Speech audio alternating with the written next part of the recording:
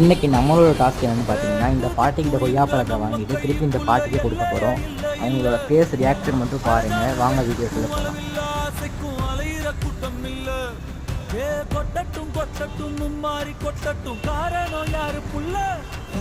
நல்லவன் சாவதும் கெட்டவன் வாழ்வதும் நம்ம கையில இல்ல.